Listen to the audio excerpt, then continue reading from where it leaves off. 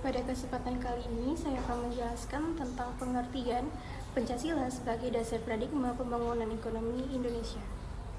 Pancasila sebagai dasar paradigma pembangunan ekonomi Indonesia merupakan kerangka nilai yang mendasari setiap kebijakan dan praktik ekonomi di negara ini. Sebagai panduan ideologis, Pancasila tidak hanya berfungsi sebagai dasar hukum, tetapi juga sebagai acuan moral dan etika dalam pengembangan ekonomi yang berkeadilan. Setiap sila dari Pancasila dimulai dari ketuhanan yang Maha Esa hingga keadilan sosial bagi seluruh rakyat Indonesia, mengandung prinsip yang mendorong kesejahteraan masyarakat secara menyeluruh. Paradigma ini menekankan pentingnya ekonomi kerakyatan, di mana fokus utama adalah pada pemberdayaan rakyat dan pengurangan kesenjangan sosial. Tujuan pembangunan ekonomi berdasarkan Pancasila. Pembangunan ekonomi yang berlandaskan Pancasila bertujuan untuk yang pertama yaitu mewujudkan keadilan sosial. Setiap kebijakan ekonomi harus diarahkan untuk menciptakan keadilan sosial bagi seluruh rakyat Indonesia, bukan hanya untuk segelintir orang atau kelompok tertentu. Yang kedua yaitu meningkatkan kesejahteraan rakyat.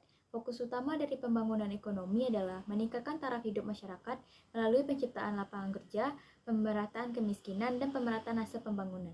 Yang ketiga yaitu memelihara keberagaman, menghargai dan melestari budaya lokal dalam proses pembangunan ekonomi sehingga tidak terjadi homogenisasi budaya yang dapat merugikan identitas bangsa. Baiklah, di sini saya sebagai pemateri ketiga akan menjelaskan tentang implementasi Pancasila dalam kebijakan ekonomi. Yang pertama ada ekonomi kerakyatan, yaitu menekankan pada pemberdayaan UKM serta koperasi sebagai pilar utama perekonomian. Tujuannya untuk memastikan bahwa hasil-hasil pembangunan dapat dirasakan oleh seluruh lapisan masyarakat. Yang kedua ada pembangunan infrastruktur, yaitu meningkatkan aksesibilitas dan konektivitas antar daerah. Yang ketiga ada kebijakan sosial, yaitu program-program sosial seperti pendidikan dan kesehatan harus menjadi prioritas dalam pembangunan ekonomi. Dan yang terakhir ada keadilan distribusi, yaitu untuk menciptakan distribusi kekayaan yang lebih adil melalui pajak, progresif, dan subsidi bagi kelompok yang kurang mampu.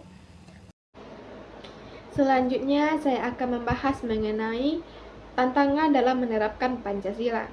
Meskipun Pancasila memberikan kerangka kerja yang sangat ideal dalam pembangunan ekonomi, terdapat beberapa tantangan dalam mengimplementasikannya. Yang pertama adalah korupsi dan penyalahgunaan kekuasaan. Praktik korupsi dapat menghambat pencapaian tujuan keadilan sosial dan kesejahteraan rakyat. Yang kedua adalah ketidakmerataan pembangunan. Masih terdapat disparitas antara daerah perkotaan dan pedesaan dalam hal aspek sumber daya dan kesempatan ekonomi. Yang ketiga adalah globalisasi. Tantangan dari globalisasi dapat mempengaruhi kemampuan negara dalam menerapkan prinsip-prinsip Pancasila secara konsisten dalam kebijakan ekonominya. Contoh kasusnya adalah pembangunan infrastruktur. Salah satu contoh kasus konkret penerapan paradigma Pancasila dalam pembangunan ekonomi adalah proyek pembangunan infrastruktur besar-besaran di Indonesia. Pemerintah telah melakukan investasi signifikan dalam infrastruktur transportasi seperti jalan tol, jembatan, pelabuhan, dan bandara untuk meningkatkan konektivitas antar daerah. Proyek-proyek ini tidak hanya bertujuan untuk memperlancar arus barang dan jasa, tetapi juga untuk menciptakan lapangan kerja baru bagi masyarakat. Pembangunan infrastruktur memberikan peranan penting untuk memacu pertumbuhan ekonomi baik di tingkat nasional maupun daerah, serta mengurangi pengangguran dan kemiskinan. Misalnya, dengan adanya jalan tol yang baru menghubungkan daerah terpencil dengan pusat-pusat ekonomi, diharapkan menjadi peningkatan aksesibilitas yang akan mendorong kegiatan perdagangan lokal.